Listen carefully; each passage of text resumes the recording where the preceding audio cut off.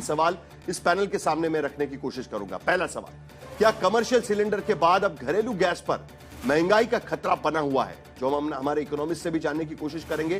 क्या इसके पीछे राजनीति है, वो भी समझने की कोशिश करेंगे। दूसरा सवाल, क्या चुनाव के बाद देश में तेल और गैस के दाम बढ़ने के विपक्ष के दावे सही है?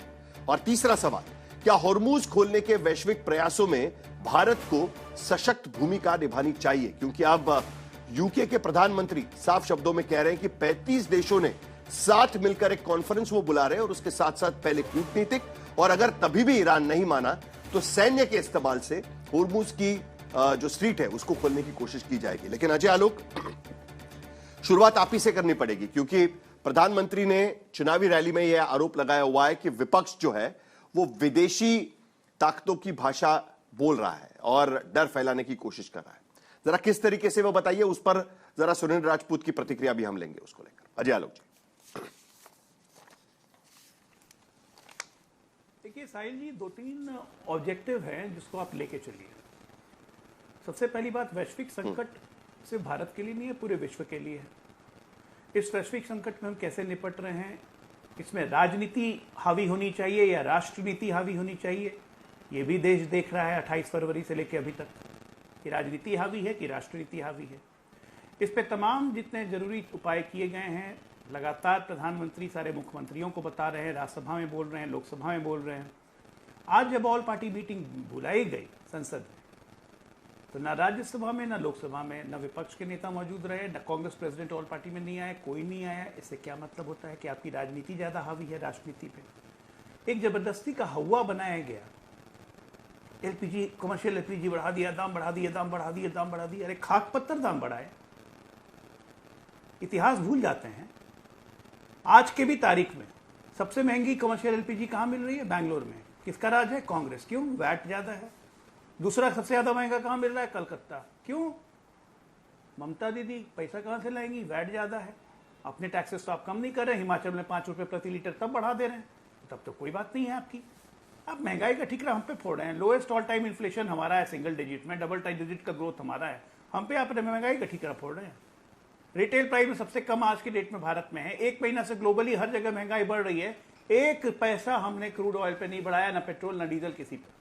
कमर्शियल गैस की बात करते हैं, बड़ा चिंता कर रहे हैं कि 1 मार्च को बढ़ाया, फिर 1 अप्रैल को बढ़ाया। हाँ बढ़ाया, लेकिन कितना बढ़ाया? 2004 से 2014 का जरा यूपीए का डेटा इमेजिन कीजिए। 4 में जब ये सरकार में आए थे वाजपेयी जी, इनको 650 से 750 प्रति कमर्शियल सिलेंडर का प्राइस देके गए थे, प्राइस बैंड था विभिन्न राज्यों में। 2014 के अंत आते आते साहिल जी चेक कीजिएगा और सारे आपके दर्शक चेक करें, ये 2200 रुपया पहुंच गया था 2014 के अंत में। जनवरी 2014 में ये 2200 रुपये पे था। आज भी दाम बढ़ने के बावजूद भी ये 2200 नहीं है। आज भी दाम बढ़ने के बाद ये 2078 रुपये दिल्ली में है, 2101 रुपये कलकत्ता में है। दाम हमने बढ़ाए, दाम तो 2014 से बढ़े हुए थे। क्या तारीफ हमारी इसलिए नहीं होनी चाहिए कि 2200 को घटा के हम 1800 तक ले आए थे अपने 12 साल में? ये होता है पॉलिसी और फिजिकल मैनेजमेंट जो हमने किया। आज की डेट में क्रूड रिजर्व इतने हैं, सरकार बोल रही है 2 महीने कोई दिक्कत नहीं होगी। ट्रंप साहब का आज का बयान से लगता है कि युद्ध खत्म होने की स्थिति में धीरे धीरे आ रहा है। अब ये कहते हैं नया एक हाइपोथेटिकल क्वेश्चन, जो कि अभी गर्भ में है, बेबी पैदा नहीं हुआ, नाम पहले रखने लगे। अगर युद्ध खत्म नहीं हुआ तो महंगाई बढ़ेगी कि नहीं बढ़ेगी? अरे किसी गधे को भी बोलिएगा ना रोड पे कि अगर युद्ध चल जाएगा 3 महीने तो क्या होगा, तो पूरी वैश्विक महंगाई बढ़ेगी, जीडीपी घटेगा। ये किसको नहीं पता? ये कौन सा क्वेश्चन है? ये illogical facts, illogical answer, rumour mongering. इसके अलावा पिछले 1 महीने से साहिल जी, लेकिन विपक्ष कह रहा है कि जो कदम आप इस वक्त उठा रहे हैं, जैसे आपने एक्साइज ड्यूटी घटाई, उसके साथ साथ केंद्र सरकार ने एक्साइज ड्यूटी घटाई। नहीं, 1 मिनट। विपक्ष का सवाल इस पूरे मामले को लेकर यह है कि फिलहाल 4 राज्यों में चुनाव चल रहे हैं और उसमें से खास करके पश्चिम बंगाल में बीजेपी की कोशिश है कि यहां इस बार किसी ना किसी तरीके से वहां पर जीत हासिल करनी है। तो शायद इसलिए दाम नहीं बढ़ाए जा रहे। जो डोमेस्टिक एलपीजी है, पेट्रोल डीजल है, उसके दाम शायद इसलिए नहीं बढ़ाए जा रहे। यह विपक्ष का आरोप है। जैसे ही वोटिंग खत्म होगा ये दाम बढ़ना शुरू हो जाएगा। ये कहीं ना कहीं डर दिखाने की कोशिश है विपक्ष से। अच्छा ठीक है, अच्छा ये डर नहीं है, ये हाइपोथेटिकल एजेंडा है। 17 करोड़ की कुल आबादी है इन 4 राज्यों की जो चुनाव में जा रहे हैं। इन 4 राज्यों की आबादी को खुश करने के लिए अगर हम 140 करोड़ लोग खुश हो रहे हैं तो उसमें किसको दिक्कत है? अगर 17 करोड़ की आबादी को मान लीजिए हम लुभा ही रहे हैं 4 राज्यों के चुनाव के मद्देनजर, 5 राज्य मान लीजिए, पुडुचेरी को ही पकड़ लीजिए, उसके कारण अगर 140 भारतीय अगर खुश हो रहे हैं कि उनका डोमेस्टिक सिलेंडर नहीं बढ़ रहा है, पेट्रोल और डीजल के दाम नहीं बढ़ रहे हैं, सब्जियों के दाम नहीं बढ़ रहे हैं, तो उसमें किसके पेट में दर्द हो रहा है भाई? और सरकार की जब तक ताकत है, सरकार की जब तक हैसियत है, कुव्वत है, सरकार ने जिस तरह से फिजिकल मैनेजमेंट किया हुआ है, जब तक हमारा फॉरेन रिजर्व एक्सचेंज हाई है, जब तक हम कर सकते हैं हम करेंगे। सरकार होती किस लिए? अपने घर में पैसे ले जाने के लिए होती है क्या? जब तक कर सकते हैं तब करेंगे। सुनील राजपूत, सरकार की तरफ से साफ शब्दों में कहा गया है, और आप जो डर फैलाने की कोशिश कर रहे हैं उस पर भी प्रधानमंत्री सवाल उठा रहे हैं कि विपक्षी ताकतों के जिस तरीके से बात करती है भारत को बदनाम करने के लिए, उसी तरीके से कांग्रेस पार्टी बात कर रही है। चुनावी भाषण है प्रधानमंत्री का। प्रधानमंत्री स्वयं लोग एक सवाल और जोड़ दीजिएगा कि यूपीए के साइड में कमर्शियल सिलेंडर 3 गुने महंगा क्यों हुआ? एक सवाल और जोड़ दीजिएगा। साहिल जी, प्रधानमंत्री मूल रूप से लोकतंत्र के विरोधी और लोकतंत्र के हत्यारे के रूप में बात कर रहे हैं। विपक्ष को चुप करना चाहते हैं, सवाल नहीं उठने देना चाहते हैं। राष्ट्रनीति के नाम पर जो अपना इन्होंने यूएस से कंप्रोमाइज कर लिया है, अपना इन लोगों ने जो यूएस के सामने सरेंडर कर दिया है, डोनाल्ड ट्रंप के सामने सरेंडर कर दिया है, उसको छुपाना चाहते हैं। इस क्या नाम युद्ध से पहले साहिल भाई, डॉलर जो था 92 रुपए में पहुंच गया था, अभी तो 95 रुपए में पहुंचा है। तो डॉलर जो 92 रुपए में पहुंचा है जो 58 से, वो लगभग 61% एक महीना पहले ही हो गया था। तो आज तो सिर्फ 3% और बढ़ा है। आप हमको बताइए कि मनमोहन सिंह के समय की ये लोग बात करते हैं, मनमोहन सिंह के समय में जब अटल बिहारी वाजपेयी ने सत्ता छोड़ी थी, 45 रुपए डॉलर छोड़ा था, हम 58 तक ले गए, और इस दोनों 58 से लेके 95 तक कर दिया, और युद्ध से पहले तक वो 92 रुपए था। तो आज की डेट में कौन महंगाई बढ़ा रहा है, कौन सरेंडर कर रहा है, कौन कंप्रोमाइज है, ये तो डॉलर की स्थिति से पता चल जाता है, नंबर 1। नंबर 2, आप आइए, पिछले 33 दिनों में हमारे पास 6 एलपीजी के वो आए, जहाज आए, जबकि रोज हमें 4 जहाज चाहिए। 2 एलपीजी के चाहिए, 1 एलएनजी का चाहिए, 1 पीएनजी का चाहिए। लगभग 132 जहाज की जगह पर हमारे पास आ रहे हैं मात्र 6 जहाज, ठीक है ना। और इसके अगेंस्ट में पाकिस्तान, जो ना पिद्दी का शोरबा, 30 जहाज आ चुके हैं उनके। ये हमारी विदेश नीति है। और आज की डेट में प्रधानमंत्री हमारे ऊपर आरोप लगा रहे हैं। अरे प्रधानमंत्री के ऊपर तो हम आरोप लगाते हैं कि आप विदेशी एजेंट हैं। हम आरोप लगाते हैं कि यूएस ट्रेड डील के नाम पर आपने किसानों से गद्दारी की है। हम आरोप लगाते हैं प्रधानमंत्री के ऊपर कि आपने मध्यम वर्गीय व्यापारियों से गद्दारी की है। हम आरोप लगाते हैं आपके ऊपर कि जैसे ही बंगाल का चुनाव और असम का चुनाव खत्म होगा, उसी दिन आप पेट्रोल के और डीजल के प्राइस बढ़ाएंगे। हम आरोप नहीं, सत्यता आपको बताते हैं। आज तक की रिपोर्ट है कि 4 गुना दाम यूरिया का बढ़ गया है, कालाबाजारी हो रही है यूरिया की। इस वक्त किसानों को यूरिया 4 गुने दाम में मिल रहा है, और ये मैं नहीं कह रहा हूं, आज तक की अपनी रिपोर्ट कह रही है। लेकिन प्रधानमंत्री के मुंह पर कान पर वो तो इसलिए कह रही है, अजय आलोक जी, वो तो इसलिए कह रही है कि जिस तरीके से डर फैला हुआ है उसके लिए पैनिक बाइंग हो रही है, और जब भी पैनिक बाइंग होती है तब इस तरीके से दाम बढ़ जाते हैं ओपन मार्केट में। ये बात भी सच्चाई है, आपको पता है इसके बारे में।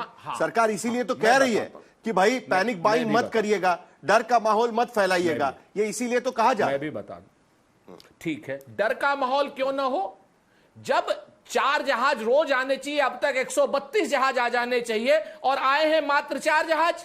और आज आपने बताया 2 जहाज और आए, 6 जहाज। आप बताइए आंशिक लॉकडाउन सूरत में लगा या नहीं लगा? आप ही की रिपोर्ट है, आप ही की रिपोर्ट है कि सूरत से मजदूर वापस जा रहे हैं, फैक्ट्रियां बंद हो रही हैं। आप ही की रिपोर्ट है कि दिल्ली से मजदूर घर वापस जा रहे हैं, दिल्ली का कारोबार बंद हो रहा है। आप ही की रिपोर्ट है कि 387 रुपए से ज्यादा कॉमर्शियल सिलेंडर क्या नाम बढ़ चुका है, और अभी भी कॉमर्शियल सिलेंडर मार्केट में उपलब्ध नहीं है। रेस्टोरेंट बंद हो रहे हैं, बच्चों के हॉस्टल्स बंद हो रहे हैं। आप ही की रिपोर्ट है ना। अब यह बताइए कि विपक्ष भ्रम फैला रहा है, पैनिक बाइंग हो रही है, या सच्चाई से जनता को रूबरू हो रहे हैं, सच्चाई पर सवाल ना पूछे इसलिए हमको भी क्या नाम राष्ट्रद्रोही बताया जा रहा है। अरे सवाल पूछने में कोई गलत नहीं है, सवाल पूछने में कोई गलत नहीं है। मुझे लगता है कि सवाल तो हर सूरत में पूछा जाना चाहिए। मुझे नहीं लगता कि अजय आलोक भी इससे कहीं ये कहेंगे कि भाई सवाल पूछना गलत है, लेकिन कुछ रियलिटी जो है वो लोगों के सामने रखनी चाहिए। आज मैंने देखा कि ऑस्ट्रेलिया के प्रधानमंत्री जब देश को संबोधित कर रहे थे तब उन्होंने भी यही कहा कि दुनिया की स्थिति जिस तरीके से हो चुकी है, तैयार रहिएगा, आपके सीट बेल्ट बांध के तैयार रहिएगा, क्योंकि अगला जो हमारा सफर है वो थोड़ा सा मुश्किल होने वाला है, हमें साथ में मिलकर चलना होगा। अमेरिकी प्रधानमंत्री, ऑस्ट्रेलियन प्रधानमंत्री ने कहा। वहां पर यूके के प्रधानमंत्री कह रहे हैं कि 35 देश साथ में आते हैं, होर्मुज नहीं खुला तो दुनिया के सामने एक बड़ा संकट खड़ा हो जाएगा। और जहां तक कमर्शियल एलपीजी की कीमत है, जरा नजर डालिएगा आंकड़ों पर, 44%, 44% कमर्शियल एलपीजी के दाम पूरे दुनिया में बढ़े हैं। सऊदी अरेबिया ने खुद 44% कमर्शियल एलपीजी के दाम बढ़ाए हुए हैं। आज की स्थिति में $542 प्रति टन से कमर्शियल एलपीजी के दाम बढ़े हुए नजर आ रहे हैं। 30% ग्लोबल गैस सप्लाई होर्मुज में आज की स्थिति में भी फंसी हुई है। यह आज की रियलिटी है। 40,000 करोड़ का घाटा देश को सहना पड़ रहा है क्योंकि दाम बढ़ते जा रहे हैं अंतरराष्ट्रीय मार्केट में। तो बताइए सुरेंद्र राजपूत जी की ऐसी सूरत में किसी भी सरकार के पास, कल आपकी भी सरकार होती तो आपके पास कोई रास्ता होता क्या इसमें? बिल्कुल, मैं आपसे पूरी तरीके से सहमत हूं। आपने जितनी बातें कही, सारी की सारी बातें सत्य कही साहिल। अब आप जरा इसके बरक्स, इससे आप उलट आप बात करिए। हमने 2 साल तेल रूस से खरीदा, 40% कम दाम में खरीदा। पूरी दुनिया क्या नाम क्रूड ऑयल के मार्केट से 40% कम दाम में खरीदा। 40% कम दाम में क्या डीजल या पेट्रोल आपको या मुझको या अजय आलोक को भी 20 रुपए लीटर सस्ता मिला हो तो बताइए। जब अंतरराष्ट्रीय बाजार में दाम बढ़ रहे हैं तो उसका खामियाजा जनता भुगते, और जब अंतरराष्ट्रीय बाजार में दाम कम हो तो सरकार पैसा कमाए और इनके उद्योगपति मित्र पैसा कमाए। यह ईमानदारी है या बेईमानी है, आप मुझे बताइए।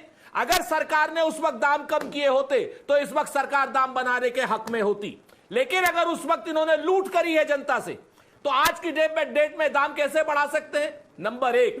नंबर 2, हमारे पंडित, हमारे क्या नाम श्री लाल बहादुर शास्त्री थे, उन्होंने कहा था 1965 के वार में कि एक टाइम रोटी खाइए, क्योंकि वो स्वयं एक टाइम रोटी खाते थे।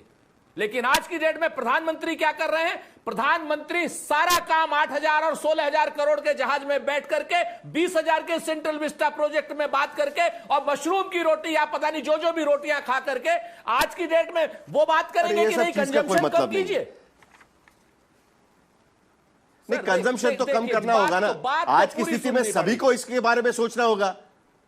नहीं, बात तो आज की स्थिति में सभी, आप प्रधानमंत्री कल से 3 बड़े नेता, नहीं सब कल से तीन राष्ट्रों के नेता बात कर चुके हैं अपने जो नागरिक है उनके सामने, और सभी लोगों ने इसी बात का जिक्र किया है कि जरा संभल के इस बार इस्तेमाल करिएगा ईंधन को, क्योंकि मुश्किल का समय आने वाला है। लेकिन फिर भी अजय आलोक आप जवाब दीजिएगा। सुरेंद्र राजपूत और विपक्षी पार्टी अभी भी इसको लेकर सवाल उठा रही है, चलिए बताइए। देखिए, कुंठा से भरे दिमाग और व्यथित मन को समझा अजय नहीं आलोक सकते। जरा एक सवाल जरूर बता दीजिएगा कि जब रूस से सस्ता कोई तेल इलाज आया और कोई था, दवाई तो भी आपने नहीं। सस्ता तेल क्यों नहीं किया? ये भी जरा ये सवाल जोड़ दीजिएगा अजय आलोक। सुरेंद्र भाई, मैं आपके बीच में नहीं बोल रहा हूं, मैंने आपके सब पॉइंट्स को लिखा है, एक एक करके जवाब दे रहा हूं। सुनिए ना, राजनीतिक कब्ज अगर हो जाए तो उसका इलाज नहीं होता है, डॉक्टर के पास भी इलाज नहीं है। अरे राजनीतिक कब्ज का इलाज है, राजनीतिक 2000, आप सुनिए ना, दर्शकों को शंख नहीं बजाना चाहिए अजय आलोक। 2004 में साहिल जी ऐसे डिबेट नहीं होती है, फिर यही बोल लें। ऐसे ही डिबेट नहीं होती है, समझ में आना चाहिए। अगर राजनीतिक कब्ज की बात करोगे तो लगातार वाणी निकाल रहे थे। अगर अच्छी वाणी, ठीक है, सुरेंद्र जी बारे में बोलिएगा ना भाई, पता चल रहा है कि इसको 10 लगे हुए। मैं कब्ज की बात कर रहा हूं, इनको 10 लग गए। एनीवे, 2004 में जब इनको हम सत्ता देके गए थे, वाजपेयी जी से इन्होंने लिया था, तो उस वक्त डॉलर था 45.60। इन्होंने क्या कहा कि हम जब डॉलर देके गए थे 2014 में, तब 45.60 था। पहला झूठ। 2014 में नहीं, हमने सत्ता देके आए थे, डॉलर था 63 रुपए 50 पैसे। तो पहला झूठ, ये पहला झूठ। दूसरा झूठ, आपने बोला यूएस ट्रेड डील, इन्होंने साइन कर ली, कॉम्प्रोमाइज हो गए। यूएस ट्रेड डील साइन हो गई है, फॉर्मेट आ गया है, देश के सामने है, ब्लैक एंड ब्लू है, आज तक के पास है। दूसरा झूठ। तीसरा झूठ, फॉरेन एजेंट इन्होंने कहा प्रधानमंत्री को। किसकी पे नागरिकता का केस चल रहा है कि वो ब्रिटिश नेशनल है। 5 तारीख को लखनऊ हाईकोर्ट में सुनवाई होने वाली है। प्रधानमंत्री पे तो नहीं चल रहा है। सुरेंद्र भाई ऐसी बातें क्यों बोलते हो कि खुद फंस जाओ, बाद में जवाब देना पड़े। अब बोल दूंगा मैं राहुल गांधी पे चल रहा है तो और उछलने लगिएगा। हाईकोर्ट को फैसला करने दीजिए, एमएचए से रिप्लाई मांगा है ब्रिटिश फॉरेन नेशनल पे। चौथा झूठ, यूरिया तो देते ही नहीं, तो नैनो यूरिया देते हैं। काहे के लिए यूरिया चिल्ला रहे, पैनिक बाइंग हर जगह हो रही है। अब आया कि रूस से क्यों तेल खरीदना बंद कर दिया, कभी बंद नहीं किया। 60 लाख बैरल डॉलर का, 60 मिलियन बैरल का ऑलरेडी एडवांस ऑर्डर प्लेस है जो अगले 6 महीने तक आते रहेगा। आज की तारीख में हमारी सप्लाई 1 महीना के युद्ध के बावजूद भी, जो 1 महीना पहले स्थिति थी कि हमारे पास 74 दिन का रिजर्व था, आज भी हमारे पास 68 दिन का रिजर्व है। और हमेशा आने वाले अगले 6 महीने तक हमारा रिजर्व 60 से 70 दिन का बना रहेगा, क्योंकि 60 मिलियन बैरल डॉलर का हम ऑलरेडी सप्लाई दे चुके हैं और मूवमेंट भी वहां से रक्षा कर चुका है। ये होती है विदेश नीति और कूटनीति, जो आपको समझ में नहीं आती है क्योंकि आपको कुटाने की नीति हो गई। जनता से भी कुटाते हैं और अपनी इस नेगेटिव एटीट्यूड के कारण देश से भी कुटाते हैं। इस संकट के घड़ी में जब सबको एक साथ होना चाहिए, एक सुर में बोलना चाहिए, आपके सुर बदले में कॉम्प्रोमाइज। अरे राहुल गांधी कॉम्प्रोमाइज है, विदेश में बैठ के देश की बुराई करते हैं, कॉम्प्रोमाइज राहुल गांधी है, फुल्ली कॉम्प्रोमाइज है। नहीं, आपको किस तरीके का सुर चाहिए वो बता दीजिए अजय आलोक। स्पेसिफिक बताइए। देखिए, क्योंकि इस पर पार्लियामेंट के भीतर चर्चा तो हुई नहीं है, इसीलिए जनता को तो नहीं पता कि किस तरीके का सुर आपको एक्सपेक्टेड है। जरा बता दीजिएगा, स्पेसिफिक बता दीजिएगा कि क्या सुर आप एक्सपेक्ट कर रहे हैं, ताकि मैं सुरेंद्र जी से पूछ सकूं और उसके बाद इकोनॉमिस्ट हमारे पास बैठे हुए उनके पास भी जाएंगे। अब जरा बताइए। हम बिल्कुल सुर एक्सपेक्ट कर रहे थे कि पार्लियामेंट में आज चर्चा होती, पार्लियामेंट में इनके तरफ से सुझाव आते कि हमें और बेटर हम क्या कर सकते हैं। तो ये पार्लियामेंट में डिस्कशन ही करने नहीं आते हैं, ये सिर्फ आरोप लगाते हैं। हम एक्सपेक्ट कर रहे थे कि शशि थरूर जो यूएन में हैं, रिप्रेजेंट कर चुके हैं, कांग्रेस के और लोग हैं जो रिप्रेजेंट कर चुके हैं, जिनके अपने संबंध अलग अलग देशों से हैं, वो इस संकट की घड़ी में सरकार को कहते हैं कि हम ये दे सकते हैं, हम ये हेल्प कर सकते हैं। All this we have to offer. कुछ नहीं, नथिंग डूइंग। क्योंकि ये अगर करेंगे तो इनके राहुल गांधी साहब नाराज हो जाएंगे। बैठ के सिर्फ नेगेटिविटी फैलाने से, बैठ के किसी काम करने से देश का तो भला नहीं होने वाला है। यहाँ सरकार ने, जनता ने जब हमें जिम्मेदारी दी है तो हम अपना काम कर रहे हैं और इसीलिए जनता पे बोझ नहीं डाल रहे हैं और ना ही डालेंगे, क्योंकि हमें घर में पैसा नहीं ले जाना है। उम्मीद है कि चुनाव के बाद भी बोझ नहीं जाएगा जनता की तरफ। हालांकि स्थिति लगातार बदल रही है, लेकिन सुनील राजपूत जवाब दीजिए। उसके बाद प्रोफेसर अरुण कुमार के पास मुझे चलना है, क्योंकि जो आंकड़े दिख रहे हैं उससे तो नजर आता है कि महंगाई भारत के चौखट पर आकर खड़ी हो चुकी है ऑलरेडी। सुनील राजपूत, मैं बहुत छोटी छोटी स्पेसिफिक बातों का जवाब देता हूं और अजय आलोक जितना झूठों का पुलंदा और निर्लज्जता से बोलते हैं वो सामने। पहली बात तो मैंने कभी नहीं कहा कि हमने जब छोड़ा था रुपया तो 45 रुपए था, हमने कहा था 58 रुपए 58 पैसे था। 58 रुपए 58। रिवाइंड कर दीजिए साहिल जी, रिवाइंड कर दीजिए, इनको सुना दीजिए इनकी बात। दूसरी, हाँ बिल्कुल रिवाइंड कर दीजिए, वरना अजय आलोक राजनीति छोड़ सुना दीजिए साहिल जी। आज जनता को सुनाई दीजिए। यूएस ट्रेड डील अगर साइन नहीं हुई तो अजय आलोक के प्रधानमंत्री नरेंद्र मोदी ने किस बात की फूल माला पहले थी संसद में कि यूएस ट्रेड डील ऐतिहासिक ट्रेड डील हो गई। ऐतिहासिक ट्रेड डील किसने कहा था? हमने तो कहा नहीं, प्रधानमंत्री स्वयं ने कहा था। यानी अजय आलोक अपने प्रधानमंत्री को झूठा कह रहे हैं।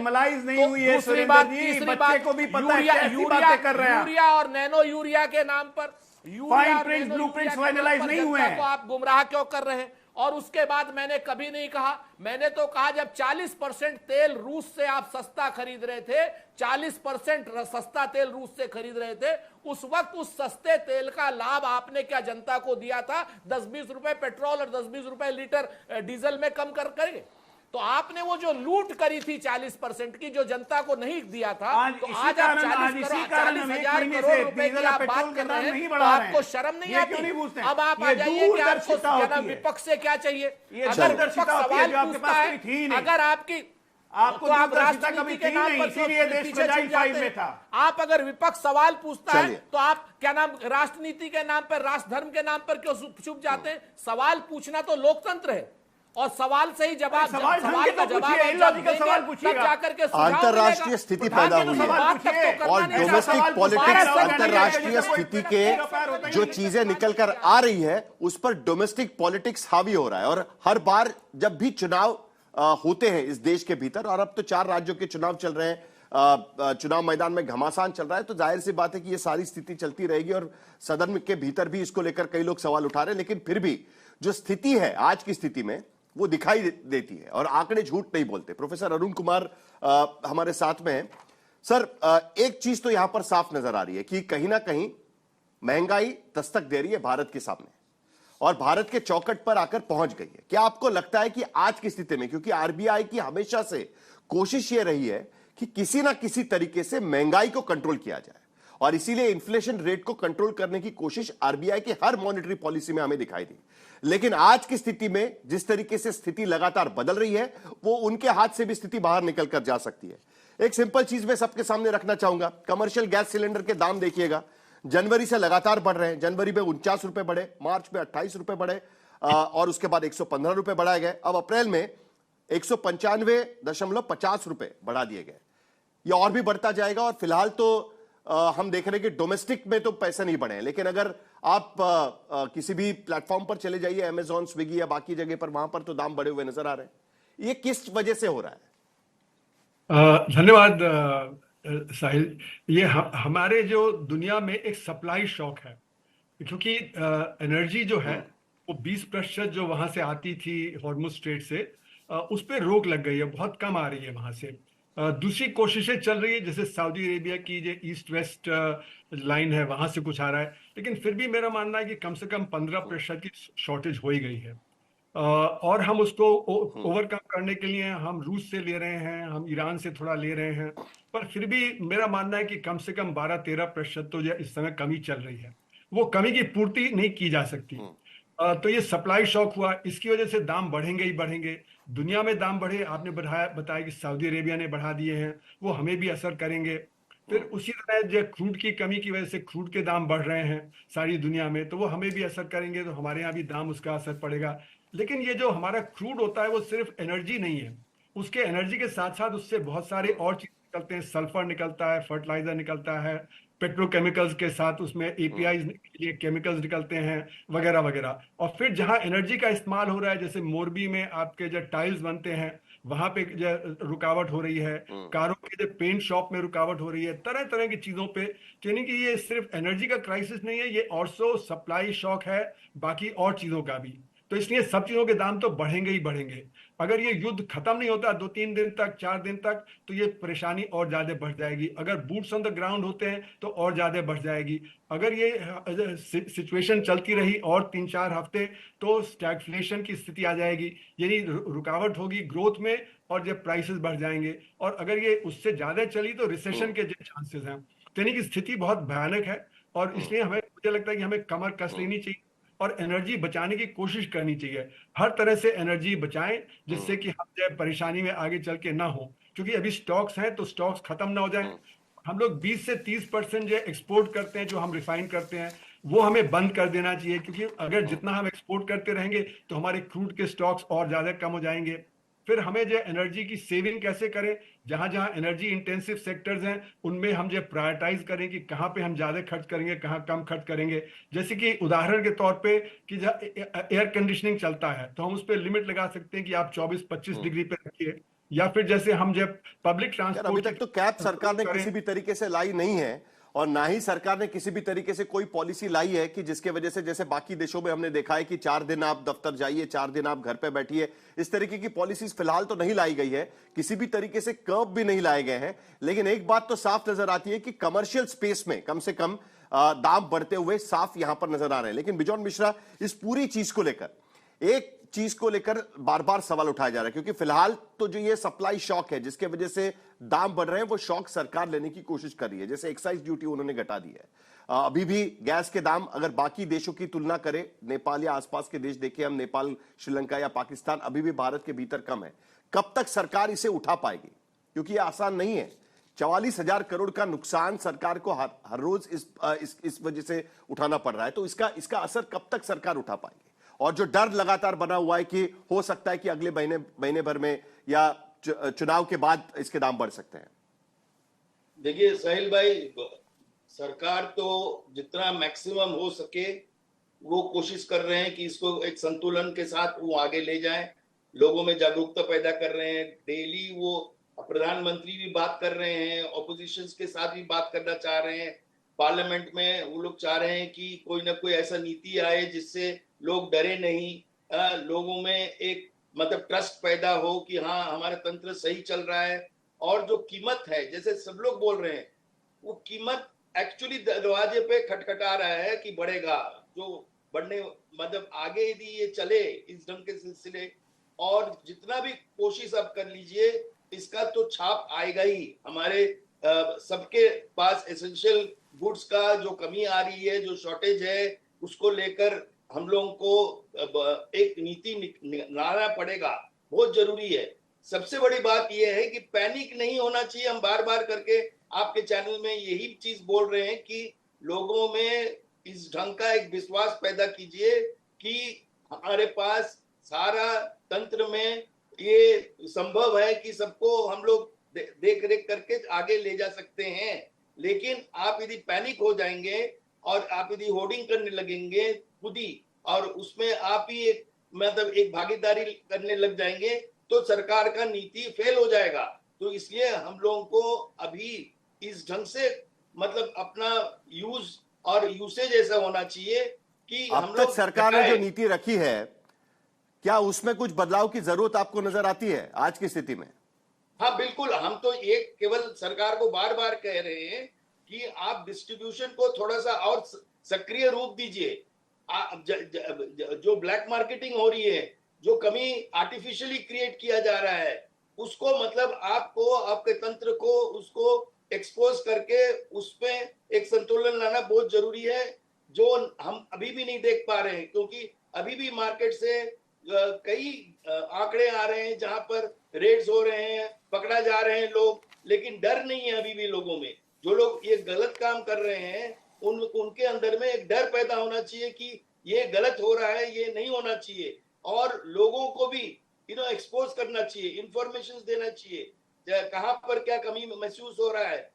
24 घंटे हेल्पलाइन नंबर चलना चाहिए ताकि लोगों को एक सुविधा मिले इंफॉर्मेशन डिसेमिनेट करने के लिए, इंफॉर्मेशन देने के लिए। हमको इस ढंग के मतलब जो हम चाह रहे हैं स्टेट गवर्नमेंट्स का एक रूप, वो हमको नहीं देखने मिल रहा है। हम चाह रहे हैं हर स्टेट गवर्नमेंट में उस ढंग से एक प्रचार, एक अवेयरनेस क्रिएट करें जहां पर हेल्पलाइन नंबर 24 घंटा चले, लोगों को पता लगे कि कैसे उनका सप्लाई आएगा, किस ढंग से आएंगे, क्या कीमत होगा। अजय आलोक, सरकार के तरफ से इंफॉर्मेशन का फ्लो ठीक होना चाहिए। बिल्कुल, और जो सटीक इंफॉर्मेशन है, क्रेडिबल इंफॉर्मेशन है, जो करेक्ट इंफॉर्मेशन है, ये नहीं कि कोई भ्रामक रूप से। अजय आलोक, जवाब दीजिए।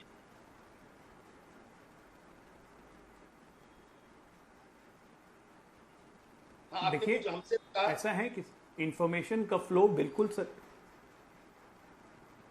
इंफॉर्मेशन का फ्लो सरकार अपनी तरफ से पूरा प्रयास कर रही है कि बिल्कुल सटीक होना चाहिए और लोगों में ये भ्रम की स्थिति न फैले, कंफ्यूजन की स्थिति न फैले। चाहे वो प्रिंट मीडिया हो, इलेक्ट्रॉनिक मीडिया हो, सोशल मीडिया हो, टेलीविजन हो, हर माध्यम से, अपने कार्यकर्ताओं के माध्यम से हम लगातार ये प्रयास कर रहे हैं कि भ्रम ना फैले। लेकिन साहिल, आप मुझे बस एक नेता का बता दीजिए, एक नेता पूरे अपोजिशन में जो आज इस मोमेंट में भ्रम फैलाने में अपनी भूमिका अदा ना कर रहा हो। चाहे वो अखिलेश यादव हो, चाहे वो ममता बनर्जी तो इतना बोली कि कोरोना लॉकडाउन लग जाएगा, चाहे वो ममता बनर्जी हो, चाहे वो राहुल गांधी जी हो, चाहे वो प्रियंका वाड्रा गांधी जी हो, एक नेता मुझे बताइए, चाहे वो लेफ्ट हो, जिससे कोई सकारात्मक बात या सरकार के साथ मिलकर चलने की बात और देश में भ्रम ना फैले, पैनिक ना फैले, ऐसे एक बयान पिछले अगर एक महीना में आप दिखा दीजिएगा या सुरेंद्र भाई बता दें। क्या कहना चाहिए? अगर लाइनें दिख रही है, अगर कोई विपक्षी नेता कहता है कि लाइनें दिख रही है, तो क्या कहे? कांग्रेस पार्टी साहिल सुनिए, बिल्कुल ये दिख रही है, उनको पूछना चाहिए कि आपके क्या क्या प्रयास हैं, उनको ये सुझाव देना चाहिए कि और क्या क्या प्रयास हो चुके हैं। कांग्रेस पार्टी 60 साल राज कर चुकी है, ऐसे सिचुएशंस हैंडल कर चुकी है। 91 में जब गल्फ वॉर हुआ था, पेट्रोलियम प्राइसेस एक दिन में 35% इसी देश में बढ़े थे, एक दिन में, रात भर में। इसी कांग्रेस पार्टी ने अश्विनी महाजन जी के पास जाऊंगा, लेकिन सुरेंद्र जी, आपके एक्सपीरियंस का फायदा सरकार को मिले। बीजेपी के प्रवक्ता पहली बार कह रहे हैं कि कांग्रेस का जो एक्सपीरियंस है 60 साल का, वो जरा शेयर करिए उनके साथ में, उसकी जरूरत है सरकार को। अगर अजय आलोक आज की डेट में प्रधानमंत्री हूं तो समस्या क्या है? वो कहते हैं कि अगर वो पूछ ले हमसे कि किस बात का गम है, तो फिर किस बात का गम है? एक चीज तो बहुत स्पष्ट समझ लीजिए कि जब युद्ध की या आपात की स्थिति होती है, उस वक्त पैनिक करना ये से करने से रोकना ये सरकार की जिम्मेवारी होती है। सरकार स्वयं पैनिक करती है। सरकार की आप बताइए अरे मुझे, पैनिक आज फैलाना- तक पैनिक फैलाना विपक्ष की जिम्मेदारी होती है, 12 सुरेंद्र भाई। सर्वदलीय बैठक हुई है। पैनिक एक फैलाना भी विपक्ष की सर्वदलीय जिम्मेदारी बैठक में होती है। प्रधानमंत्री ऑपरेशन जी सिंदूर आए में भी हों। यही किया। एक बार, दूसरी, अब बीच में मत बोलो यार, अगर आपने सही पूछा है तो आप जवाब भी सुन लो। अगर दस्त लगे होंगे तो अगर फिर आप शंख बजाओगे तो गड़बड़ हो जाएगी। जवाब आप नहीं, मान आप- जाओगे। नहीं, प्लीज बात आप- जवाब आप- दीजिए, चलिए है ना? खत्म कर प्लीज। दूसरी बात, सरकार कौन से, आज सरकार संसद में हो या सरकार बाहर हो, विपक्ष को विदेशी एजेंट कह रही है या सुझाव मांग रही है। सरकार का यह जिम्मेवारी है कि आप अफवाहों को रोकें, लेकिन सरकार स्वयं अफवाह फैला रही है। सरकार स्वयं देश की दुश्मन बनी हुई है। विपक्षियों को आप विदेशी एजेंट कहेंगे, चलिए, उम्मीद यही है कि उनसे आप रचनात्मक सुझाव कि दीजिए। सरकार और विपक्ष, क्योंकि दुनिया में सभी राष्ट्रों के नेता आकर ये कह रहे हैं कि आज की स्थिति में हाथ से हाथ मिलाकर चलना जरूरी है। अजय आलोक जी जल्दी से, क्योंकि अश्विनी महाजन भी इंतजार कर रहे हैं, समय खत्म हो रहा है मेरा। चलिए, हाँ जी। हम पूरे विपक्ष को विदेशी एजेंट नहीं बोल रहे हैं, हम राहुल गांधी जी को विदेशी एजेंट बोल रहे हैं। पर्टिकुलरली राहुल गांधी जी को भी विदेशी एजेंट बोल रहे हैं, और उनके फॉरेन नेशनल का केस भी चल रहा है। यही बात है। हाईकोर्ट में भी फैसला राहुल होगा। गांधी को विदेशी एजेंट बोल रहे हैं तो ठीक है ना, फॉरेन नेशनल का केस चल रहा है। चलिए, ठीक है। ये एक दूसरे के नेता पर इस तरीके से बोलने से देश के सामने की समस्या हल नहीं होने वाली है। जो समस्या आज देश के सामने खड़ी है वो ज्यादा अहम है और इसी पर बात होना ज्यादा जरूरी था। अश्विनी जी, एक बात पूछना जरूरी है, क्योंकि केंद्र सरकार ने एक्साइज ड्यूटी कम की है, लेकिन राज्य सरकार अपनी वैट कम करेंगे और खास करके पेट्रोलियम प्रोडक्ट्स पर इसकी गुंजाइश बहुत कम है, क्योंकि सबसे बड़ी अर्निंग राज्य सरकार की वहीं से होती है। क्या आपको लगता है कि इसकी पहल कहीं ना कहीं हो पाएगी, क्योंकि जिस तरीके से जो दाम बढ़ रहे हैं वो कहीं ना कहीं पास ऑन होना शुरू हो जाएगा कुछ दिन के बाद, इतना ज्यादा सरकार बोझ नहीं उठा पाएगी। मुझे लगता है कि साहिल जी, राज्य सरकारों को भी जिम्मेवार होना पड़ेगा, होना चाहिए, लेकिन मुझे इसकी संभावनाएं कम लग रही हैं। लेकिन यदि मुझे लगता है कि केंद्र सरकार, क्योंकि बड़ी मात्रा में, बड़ी संख्या में भाजपा की सरकारें हैं सब जगह, तो एक बार यदि कोई संकेत ऐसा आता है तो उसका लाभ हो सकता है। लेकिन यहाँ पर एक समस्या है कि केंद्र सरकार के पास सफिशिएंट स्पेस है इस दाम को कम रखने का। उसका कारण ये है कि हमारी जो फिस्कल डेफिसिट है आज की स्थिति में 4.3% है, और अगर थोड़ा बहुत आधा 1% बढ़ता भी है तो उससे बहुत बड़ा अंतर नहीं आता है, लेकिन लोगों को राहत दी जा सकती है। जहां तक आगे की आने वाली स्थितियों की बात है, मैं समझता हूं कि सप्लाई शॉर्टेजेस, मैं अरुण जी की बात से बिल्कुल सहमत हूँ, सप्लाई शॉर्टेजेस हैं और ज़्यादा बढ़ सकती हैं, लेकिन भारत की कूटनीति भी काम कर रही है, यह भी बात सच है। लेकिन मैं आपके चैनल के माध्यम से, मैंने अपने लेखों में भी लिखा है कि जो पैनिक बाइंग है उसको कैसे रोका जाए, और उसके लिए जरूरी है कि केंद्र सरकार भी और साथ ही साथ अपोजिशन भी इस प्रकार की स्थिति को लाने का प्रयास करे, क्योंकि देश तो एक ही है ना। देश के लिए अब जिन लोगों ने वोट दिया है, कांग्रेस को वोट दिया है या सपा को वोट दिया है या भाजपा को वोट दिया है, वो देश के लिए वोट दिया है, उनके लिए नहीं वोट दिया है। इसलिए सबका दायित्व बनता है कि वो इस पैनिक बाइंग को रोकने के लिए प्रयास करें। इसलिए अपोजिशन का रोल और ज्यादा अहम हो जाता है, क्योंकि अगर सरकार एक भाषा बोल रही है, घबराहट या पैनिक तब होती है जब लोगों तक सही इंफॉर्मेशन ना पहुंचे। आज की स्थिति में जो इंफॉर्मेशन है वो लोगों तक पहुंचेगी तो हो सकता है कि पैनिक बाइंग रुके, लेकिन ये सबकी जिम्मेदारी होगी कि पैनिक बाइंग कहीं ना कहीं रोकने की कोशिश हो। लेकिन आज की स्थिति में सरकार के तरफ से एक बार फिर आज जो शाम को प्रेस कॉन्फ्रेंस हुई उसमें भी ये बात साफ शब्दों में कही गई कि 2 महीने का क्रूड ऑयल का स्टॉक भारत के पास है। एक्सपोर्ट ड्यूटी एटीएफ पर, यानी जो एविएशन फ्यूल है उस पर लगाया गया है ताकि उसके दाम कंट्रोल में रहे, और उसके साथ साथ इंटरनेशनल मार्केट में जो दाम बढ़े हैं एलपीजी के, उसका असर भारत के एलपीजी के दामों पर ना हो, उसकी कोशिश भी सरकार की तरफ से की जा रही है। लेकिन जैसे जैसे स्थिति बदलेगी उस पर नजर बनी रहेगी। आज शाम को 7 बजे कैबिनेट कमेटी ऑन सिक्योरिटी की भी बैठक होने वाली है, और उसके साथ साथ सबसे बड़ी बात, कल डोनाल्ड ट्रंप अमेरिकी राष्ट्रपति बात करने वाले हैं, जनता को संबोधित करने वाले हैं। कौन सा बड़ा ऐलान करते हैं उस पर भी नजर बनी रहेगी।